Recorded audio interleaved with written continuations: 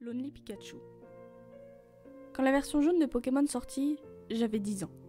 Je m'en rappelais parfaitement parce que le jeu sortit très proche de la date de mon anniversaire, donc j'ai économisé en vue d'acheter ce jeu bien avant la plupart de mes amis. À l'époque, tout le monde faisait pareil, et j'étais aux alentours de 6 arènes battues avec 60 Pokémon différents attrapés. Le fait de pouvoir avoir les 3 starters dans une seule partie était génial. En plus, les nouveaux sprites étaient beaucoup plus beaux que ceux de rouge et bleu, et j'étais bien déterminée à tous les attraper. J'ai dû gaspiller la moitié de mon enfance à essayer. Mais bien sûr, le meilleur point dans cette version jaune était que Pikachu marchait derrière vous. En parlant de gaspiller mon enfance, j'ai passé beaucoup de temps à essayer de monter son bonheur au maximum. Pour moi, il n'était jamais assez heureux. Ça avait beaucoup d'importance pour moi.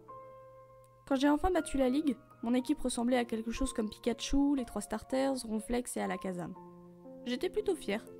Je crois que les seuls qui me manquaient quand j'ai recommencé ma partie étaient Elvenar, Tauros, Electek et bien sûr Mew, parce que j'étais contre la triche et autres glitches.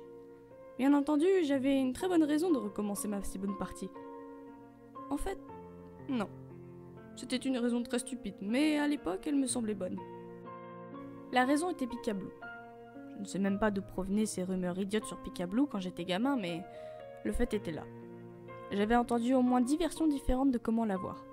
Il y en avait que je crus plus que d'autres, mais je dois admettre que je n'y ai jamais vraiment cru pour de bon. J'étais trop intelligent pour ça.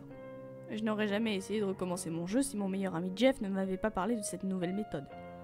Il m'avait toujours raconté en premier des choses nouvelles dont je n'avais jamais entendu parler, que ce soit sur Pokémon ou pas d'ailleurs. Et ça semblait toujours logique. Je savais qu'il ne pouvait pas me mentir. Je devais donc recommencer mon jeu. Jeff avait insisté sur le fait qu'il y avait un nouveau Pikachu, et que pour l'avoir nous devions recommencer notre partie, battre le conseil des 4 avec juste notre Pikachu, puis utiliser une pierre au-dessus, ou quelque chose du genre. Jeff m'a convaincu de recommencer. Oui, bien sûr, c'était plus facile pour lui qui n'avait jamais capturé tous les starters, ni même un légendaire, mais mon désir d'être un des seuls enfants à posséder Picabloom fut plus fort. J'ai fait une nouvelle partie, appelé mon personnage Sacha, comme toujours, et j'ai passé la moitié du dialogue du professeur Chen, même si j'aurais juré qu'il y avait quelque chose de différent cette fois-ci. D'ailleurs, Jeff m'avait devancé. Son Pikachu était déjà en train de combattre des ratatas sauvages et nous parlions gaiement de ce que nous ferions une fois notre Picablu en poche. Pendant ce temps, je notais encore des différences à propos du jeu. Au moment où vous parlez à votre Pikachu pour la première fois, une fenêtre apparaît au centre de l'écran et montre la tête de votre Pokémon qui est malheureux, mais ça s'arrange avec le temps que vous passez avec lui. Mais là, je fus scié. Pour la première fois, il avait déjà son bonheur au maximum et montrait une tête joyeuse. « Hé Jeff !»« Quoi ? Je dois monter au niveau 100 là. Mon Pikachu m'aime déjà alors que je viens de l'avoir. »« Quoi ? Non, c'est impossible. »« Mais si ! Regarde !»« Oh mon Dieu ! Mais comment t'as fait ? » ?»« Je ne sais pas. Peut-être que ça a un rapport avec Picablu ?» On était surexcités. On s'exclamait et on riait. Nous étions généralement odieux quand nous jouions. Je continuais de marcher et regardais mon Pikachu quasiment à chaque pas. À chaque fois, il me montrait un large sourire avec un petit cœur au-dessus de sa tête. Je ne me demandais même pas comment c'était arrivé. J'étais juste surexcitée. Je ne pouvais pas le croire. J'allais avoir Picablu. Finalement, on a décidé de se l'échanger pour monter de niveau plus vite. Nous sommes donc montés le plus vite possible dans un centre et avons connecté nos Game Boy Color. J'ai parlé à la fille du câble Link, écrasé le bouton B, et passé les dialogues rituels d'un échange normal. Mais je me suis arrêtée brusquement sur un message que je n'avais encore jamais vu. Juste après être entrée dans la salle Union et sélectionné Pikachu pour l'échange, il y eut une autre boîte de dialogue qui apparut. « Êtes-vous bien sûr de vouloir ? Oui ou non ?» J'ai hésité quelques secondes. Jeff m'a regardé, plus ennuyé qu'autre chose. « Bon alors, t'attends quoi ? » Pardon, mon jeu était un peu lent.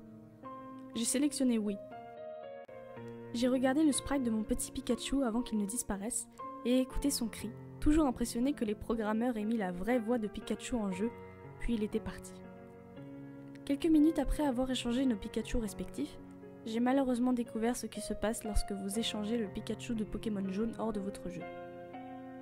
Quoi ? Mon Pikachu ne me suit pas ? Tu ne savais pas ? C'est un échangé, donc il ne te suit pas. Pourquoi tu me l'as pas dit avant ? Je croyais que tu le savais. Rends-moi le mien. Il avait son bonheur au maximum dès le début en plus. Oh. Allez ! Nous sommes donc retournés dans un centre, avons reconnecté nos Game Boy Color et sauvé nos parties pour les rééchanger. Quand nous étions enfin prêts, Jeff marqua une pause. Il ne me laisse pas. Hein? Le câble est cassé? Non, Pikachu dit non. Quoi? Pourquoi? Regarde! Jeff m'a montré l'écran. En bas, il y avait un message. Pikachu refuse. Nous avons réessayé. Jeff semblait mal d'un coup. Il m'a remontré l'écran. Pikachu refuse de retourner avec Sacha. Mais c'est quoi le problème? Il n'est pas supposé revenir? Non, j'ai déjà échangé mon Pikachu de la version jaune avant et il est revenu sans problème. Peut-être qu'il t'aime trop. Il m'aimait donc... peut-être que maintenant c'est toi qui l'aimes et refuse d'être échangé. Mais il ne marche pas derrière moi pourtant. Je veux qu'il revienne. Eh bien...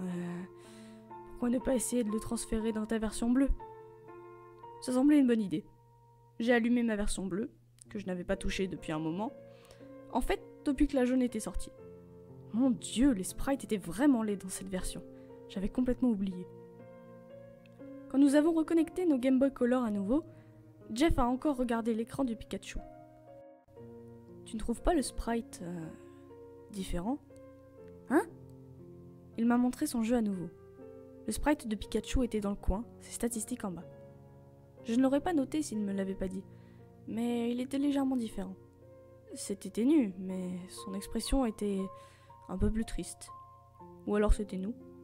Bref, cette fois l'échange s'est déroulé sans problème. J'ai donné à Jeff un Papillusion, son Pokémon préféré, et il m'a échangé mon Pikachu. Aucune question étrange n'est apparue. La seule chose bizarre que j'ai notée, c'est quand le Pikachu est arrivé dans ma version bleue. Son sprite était de nouveau, disons, encore un peu plus triste. C'était dur de vraiment le voir, spécialement sur ce sprite horrible de la version bleue. En fait, je crois plus que c'était mon imagination qu'autre chose. Mais je ne sais pas. Prends bien soin du Pikachu de Sacha. Je croyais que tu t'appelais Jeff dans cette partie. Bah, c'est le cas. Comme toujours d'ailleurs. Pourtant, ça dit « Prends soin du Pikachu de Sacha », pas de Jeff. Laisse-moi voir. Tiens. Je comprends pas, là. Moi non plus. Peut-être que c'est parce que c'est un Pikachu de la version jaune? Non, je te l'ai déjà dit. J'ai déjà échangé celui de la version jaune avant. Et il ressemblait à un Pikachu normal. Peut-être que nous devrions réessayer? Oh, pourquoi faire? Je suis fatiguée d'échanger encore et encore. Pourquoi on se battrait pas plutôt? Mais je veux que mon Pikachu revienne. Mais moi je crois pas qu'il veuille te retrouver. Nous restâmes silencieux un moment. Était-ce ça le vrai problème?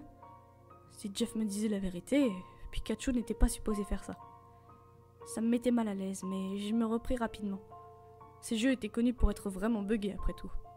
Et tout le monde connaissait le coup de Missing No, de Mew et toutes ces choses. Donc peut-être que sa supposée tête triste n'était qu'un bug graphique. Je posais donc le Pikachu dans mon PC et je défiais Jeff avec mon équipe de Pokémon bleu et la sienne de rouge. Nous n'avions plus jamais essayé d'avoir Pika-Blue après ça. Mais j'ai à peine touché à ma version jaune à nouveau, j'étais trop ennuyée d'avoir perdu la moitié de mon Pokédex. En fait, la prochaine fois que j'ai échangé des Pokémon avec Jeff fut quand Or et Argent sortirent, peu d'années après. Nous étions tous les deux au collège, donc plus vieux et plus sages, face aux mythes et les autres légendes. J'ai donc acheté la version Argent, déterminé à remplir le Pokédex, et heureux de pouvoir quand même échanger des Pokémon des anciennes versions pour les transférer via le bloc temporel. Jeff venait me voir tous les soirs après les cours et nous passions des heures à attraper des Pokémon. Ceux que nous n'avions pas, nous les transférions via bleu et rouge, et le PC fut bientôt vidé de nos meilleurs Pokémon pour en faire profiter nos nouvelles versions. Un après-midi, pendant que nous faisions cette longue opération, j'aperçus dans une boîte le Pikachu que j'avais échangé depuis jaune quelques années plus tôt. Je regardais son sprite, qui me semblait décidément toujours aussi triste. En fait, sa tristesse me semblait encore un peu plus visible maintenant. Sa queue semblait pendre légèrement, et on aurait dit qu'il était au bord des larmes ou presque. Mais c'était sûrement mon cerveau qui faisait cet effet à cause de mes souvenirs. « Hey Jeff, allume ma version argent. Je veux transférer mon vieux Pikachu dedans. » Oh putain, ça me rappelle de ces trucs. Tu l'as jamais remis dans sa version jaune? Non, j'ai jamais essayé depuis. Mais je n'ai pas de Pikachu dans argent. Tu sais, tu m'as jamais rendu le mien non plus. Et j'ai dû recommencer ma version jaune. Ok, échangeons-le. Au fait, il te semble toujours aussi triste ? J'ai marqué une pause et lui ai montré ma Game Boy. Carrément, c'est vraiment effrayant. Ce n'est pas juste moi, hein ? Non, il semble plus triste. Incapable de décider quoi penser, nous étions silencieux avant l'échange. J'ai presque 12 Marils, je ne l'aime même pas. Ça fera l'affaire, t'es prêt ? Ouais, je te l'envoie. On attendait pendant l'animation, en parlant de notre dégoût pour Maril et ses évolutions, quand soudain Jeff a sauté hors du coin de ma chambre où il était assis. Oh mon Dieu ! Il est chromatique ! Ton Pikachu est comme le Léviator rouge ! Vraiment ? J'étais émue quand Jeff m'a montré l'écran avec le Pikachu jaune foncé dessus. Il avait raison. Il y avait bien la petite étoile rouge sur son profil. C'était le premier shiny que je voyais en dehors du Léviator du lac Colère. Et j'étais très heureux, tellement que j'ai à peine remarqué combien le sprite était triste, et ma bonne humeur est restée toute l'après-midi. Cette nuit-là, j'ai joué sous ma couette à Pokémon Argent avec ma petite lumière portative pour Game Boy, attachée à son port. Je montais mon Pikachu de niveau pour qu'il apprenne assez d'attaque et qu'il évolue en un Raichu chromatique. Enfin, au niveau 35, j'ai utilisé une pierre foudre sur mon Pikachu. Pikachu de Sacha refuse. Quoi ? J'ai réessayé. Pikachu de Sacha refuse. Il ne veut pas évoluer ? Ça ne se produit pas que dans la version jaune alors ? Il ne peut pas évoluer à un certain niveau ou quoi ? Il y avait encore le nom Sacha de cette vieille version. J'ai regardé ses statistiques juste au cas où et, avec un frisson, j'ai observé ce que jamais je n'aurais pu imaginer. Son sprite dans cette version semblait vraiment dépressif. C'était toujours plus visible. Pas de doute, il était définitivement renfrogné. J'ai vite fermé ses stats et désespérément utilisé cette pierre foudre encore une fois. Pikachu de Sacha refuse. J'ai râlé un peu, exaspéré. Pourquoi le jeu faisait ça ? Pourquoi ce Pikachu-là ? Tout ce que je voulais était un Raichu shiny. J'ai éteint ma Game Boy silencieusement pour ne pas alerter mes parents du fait que j'étais encore debout à cette heure-ci et ai pris une inspiration. Donc il y avait un glitch ou une donnée corrompue sur ce Pokémon. Ok, ce n'est pas grave du tout. Le premier jeu était vraiment buggé. Peut-être que je pourrais le reproduire pour avoir un Pichu shiny ? Sans perdre une seconde, j'ai volé sur mon Ostenfer à Doublonville, sorti un Rondoudou hors du PC pour le faire reproduire avec mon Pikachu, et pris mon vélo jusqu'à la pension. Heureusement qu'ils étaient compatibles. Je les ai déposés et fait des pas en dehors pendant un moment et parlé au vieil homme de la pension. Ton Pikachu et ton Rondoudou se portent bien. Ils n'ont pas l'air de s'apprécier. Oh non. Peut-être avec un Snubbull ou autre chose ? En contemplant cette scène, un autre dialogue inattendu apparut. Ton Pikachu semble trop avoir le mal du pays pour jouer avec les autres Pokémon. J'ai sursauté. Je n'avais jamais vu ça auparavant. Mon guide stratégique ne le mentionnait pas non plus. Qu'est-ce qui se passe ? Ton Pikachu semble ne pas vouloir monter de niveau. Tu veux le reprendre ? Normalement, on doit payer pour le reprendre, même pour 5 secondes de pension. Il ne veut pas monter de niveau ? Pourquoi ? Je l'ai repris et frénétiquement regardé ses stats. Le sprite avait changé encore une fois. Est-ce qu'il pleurait ? J'ai regardé ses autres écrans. Je ne sais même pas pourquoi, juste pour avoir une certitude. Dans la section DO, dresseur original, j'ai lu Sacha.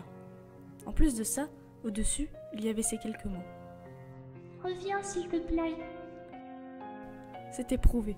Il y avait quelque chose qui clochait avec ce Pikachu. Peut-être devrais-je vraiment le remettre dans ma version jaune, mais j'avais perdu ma cartouche quelques mois plus tôt. Finalement, j'ai décidé de m'en débarrasser. Clairement, il était buggé. Je ne voulais pas perdre ma partie à cause de lui. J'ai marché jusqu'au PC, sélectionné le Pikachu et sélectionné relâcher. J'ai lu Bye bye Pikachu. Puis j'ai sauvé mon jeu, éteint ma Game Boy et, finalement, me suis glissé sous ma couette fermant les yeux. J'ai cauchemardé toute la nuit sur des Pokémon en train de pleurer. Ça fait longtemps maintenant. Je suis au lycée à présent. J'ai pourtant toujours conservé mon obsession pour Pokémon. C'est sûrement la seule chose qui n'a pas changé chez moi. Aucun de mes anciens amis n'est venu dans la même école que moi après le collège. Je suis restée amie avec Jeff, mais nous ne nous voyons plus.